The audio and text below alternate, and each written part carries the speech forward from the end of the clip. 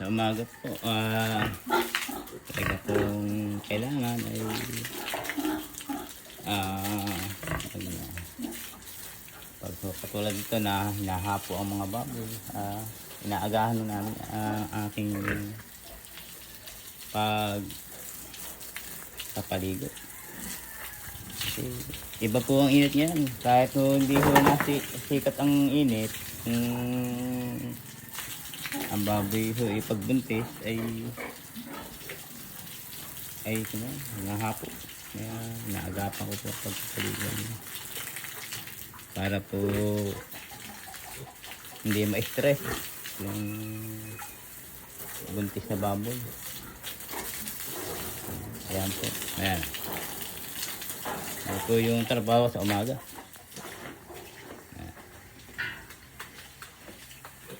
Bali, ang alaga ko po ngayon anim na inahin.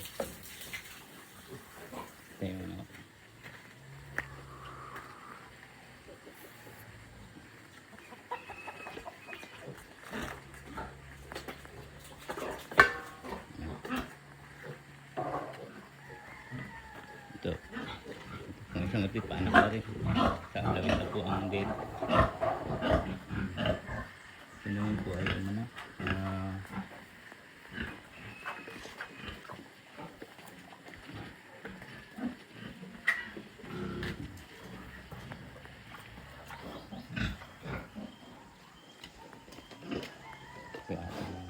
Isang inay. Ito yung mga anak.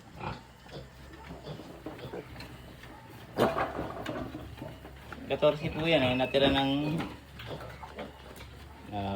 12 po natira. Kasi medyo nawawala talaga yan, minsan may problema ang kulig. Kaya ating mga inay, mga anak na sunod to. Ngayon daw, medyo ngayon matumal ang kulig, hindi bali na, tatyagain na lang kung alagaan. Marami naman yung pagkukulungan.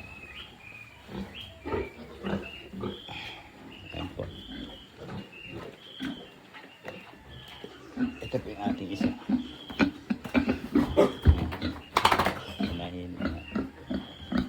Bali, 6 yung aking palaking inahinig. Ay yung 4 ang napapakanabangan na. Ako, saka muna. Diretso naman tayo sa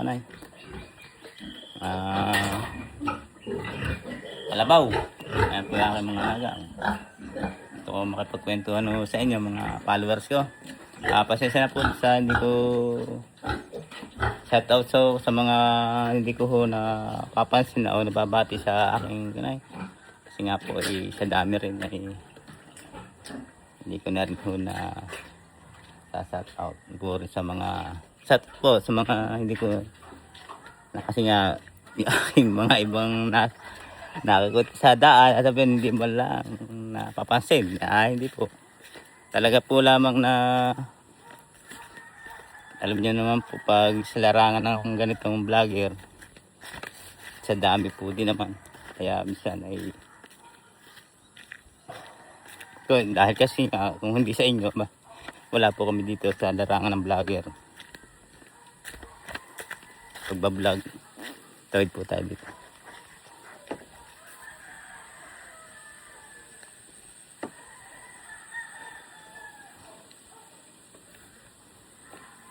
Tuloy po.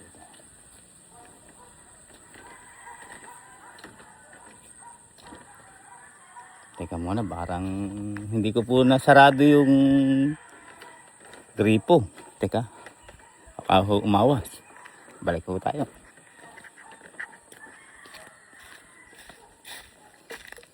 Yeah. Mamaya pa po kasi babalik ay magkakaproblema po tayo. Malaking babayaran.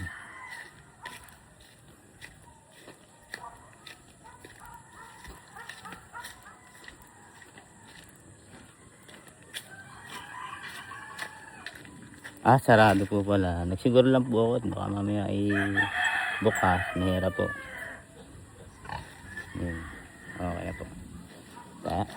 Saka na po.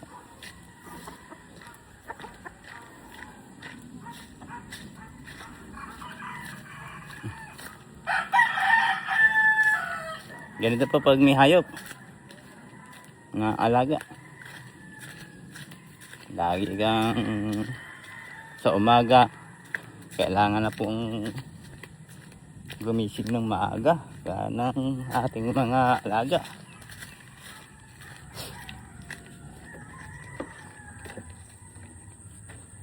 Tawid uli, balik.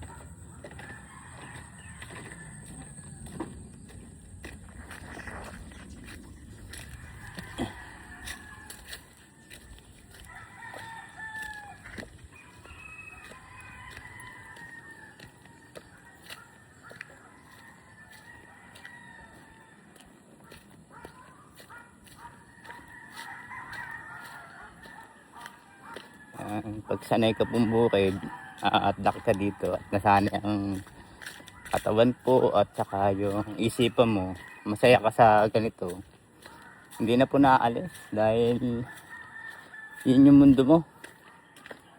Hindi naman mo sinabing wala kang pangarap sa buhay, hindi po. Ito lang talaga yung nakahiligan mo. Saka nabubuhay ka dito at hindi naman kinakapos sa pamilya, pwede na.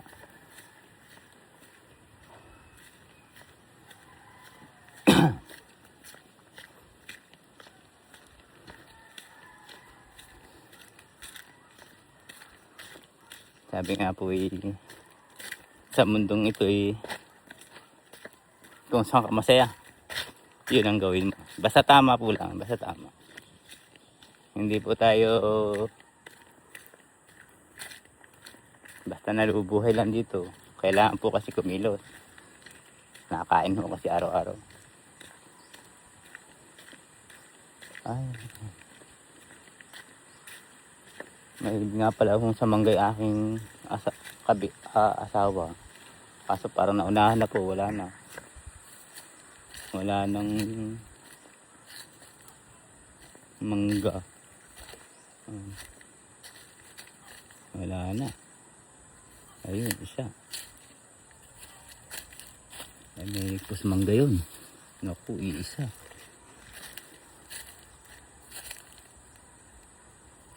Iisa po ang nakuha. Matayos po kasi itong manggang ito. Ayan po yung puno.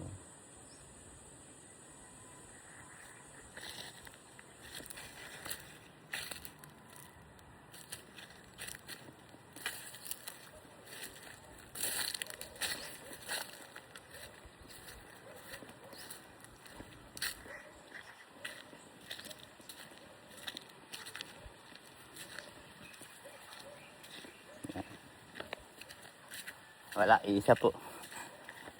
Pagtitiyagaan na lang nyo to. Mahilig ko kasi sa ganito mangga. Matamis kasi yun. Nakakuha naman ako ng isa.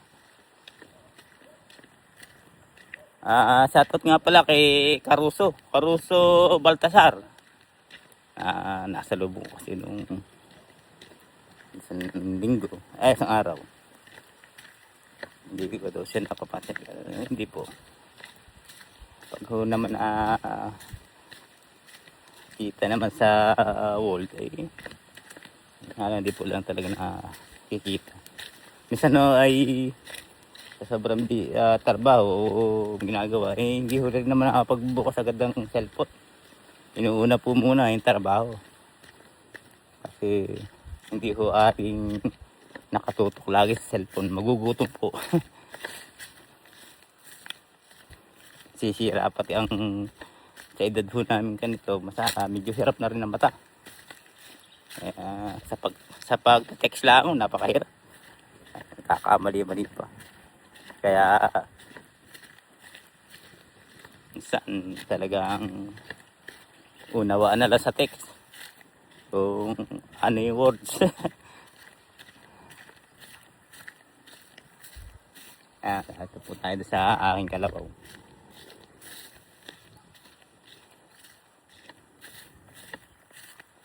Bira po akong video ng ganito. Init.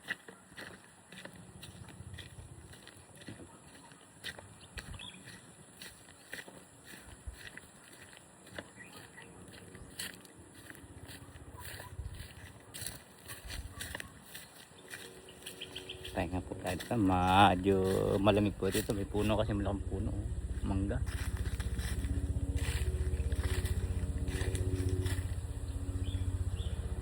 Yan po. Magandang umaga. Nakarating na po tayo. Ito po yung aking alaga, kalabaw.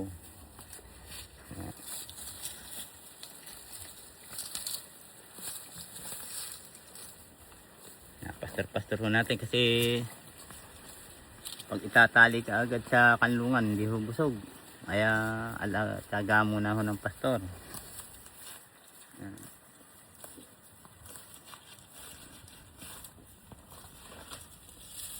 Sa simpleng bagay namin ho mga katol dito sa nang magsasaka. Ayan. Pahalibila namin yung mga nakikinabangan katulad ng mga punong hayop ay napapakinabangan namin. At sayan din na ho naman kami dahil ito nakikita namin kahit kumakain-kain na ang damo yung bagang isip mo na babawasan yung mga alalahanin sa pansariling bagay sa buhay. Kaya ito malaking bagay po dito, nakasaka dito sa lugar namin na ganito. Ayan. Yung mga lugar namin malaking bagay sa isipan namin to, yung mga malalawak na ganyan. Tapos maganda ang simoy ng hangin yan. Nawawala yung mga panandali, mga 2 oras, 3 oras na nawawala, naninibago kapag masyado kong isipin pabisong tumanda. Ang ganda ho sana kung laging sariwa din yung kaisipan at sariwa din yung mga iniisip mo. Hindi na ho yung luma ay mawala talaga ng sustansya ang katawan. Kailangan laging bago din. Para pag hindi nyo na gusto, kailangan paltan. Hindi katulad po rin natin na nabubuhay dito. Kailangan sariwa din yung iyong iniisip.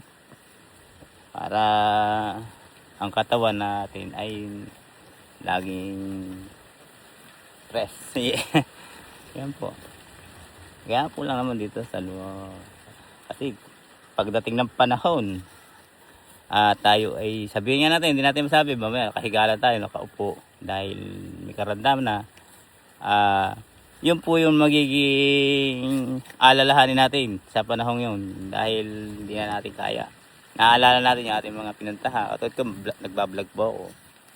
Yung malaking bagay sa katulad po. Kasi nakita natin sa matatanda, natin nakaupo na lang, nakahiga. Siyempre yung mga pinagdaanan niya, yun na lang ang pumapasok at nagsasariwa sa katawan at sa tao sa hanggang nabubuhay. Ganun po lang naman. Kaya yun lang yung akin po, sa akin po lang yun dahil yun yung nakikita ko para sa araw-araw kong ginagawa. Kailangan sariwa din yung papasok mo sa kaisipan mo kasi pag panay luma puro stress po yun. Kaya yun po lang, parang yun po yung sa akin lamang, hindi po kasi yung danas ko kasi pag panay luma talaga yung mga sinaunang mga kaisipan na ginadaanan natin, yung kahirapan, kagutuman, napakahirap po ito po, nagkukwentuhan na tayo nagpapastor, malaking bagay po naman. Meron akong naibabahagi kahit pa paano kung tatanggapin lang naman. Kaya nga po, ito nga, katanyo ang kalabaw po, yung pinagkainan ng una, halimbawa nakakain na siya doon, ay naghahanap po ng bago. Ayan. Kasi nga, sawa na siya doon Tayo ganun din. Kailangan, laging sariwa po rin. At para karagdagan sa kalakasan. Yun po ang magandang umaga ho ulit. Salamat po. At sa mga followers ko na hindi nga daw ho napapansin, pero sa akin po naman ay nandito lang ho din naman ako, ay pasensya na ho sa lahat. Pasensya na. Salamat po. Nagpapainom na tayo.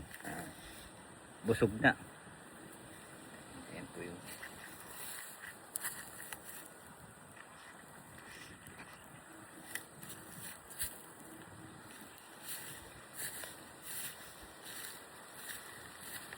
Init po kasi, sobrang init. po, kalabit natin yung dampa.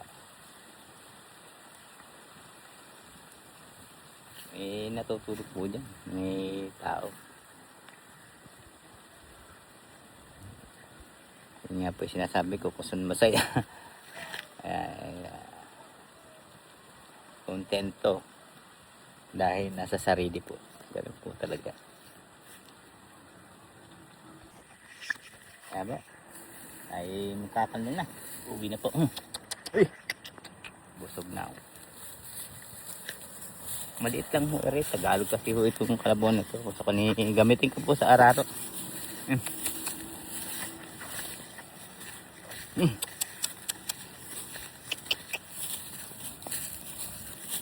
Ay Tagalog yung kalabaw. Kasi po yung mga bupalo na ginagamit ay kasi mabagal po sila kumilos. Hindi katulad po ng ganitong mga kalabaw. Maaasahan mo siya sa maghapon. Kasi yung isang oras mong talaga na kalating oras o isang oras sa metib pong kalabaw halos nasasaglit lang niya yun.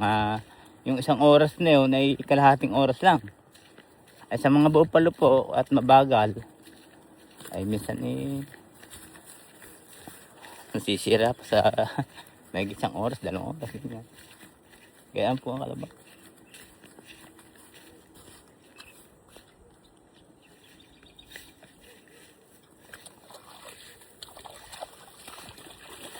Pero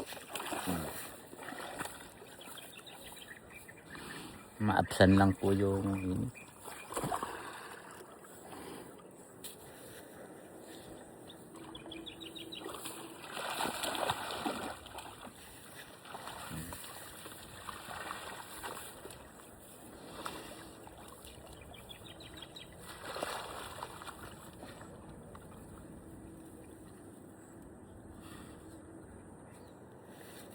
para makakulit po ng init yung makabawas. Wala na po kasi sa amin dito malalim. Dadalhin pa doon sa Sapa po, malayo yun.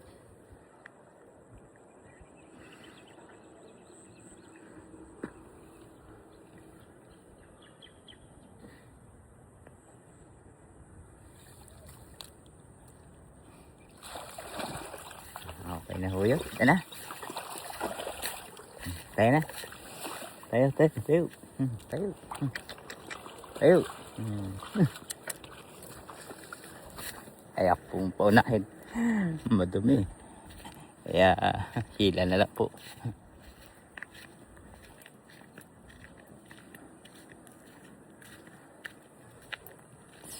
Masyadong santing na po init. Kung tawagin na, mait na talaga. Kaya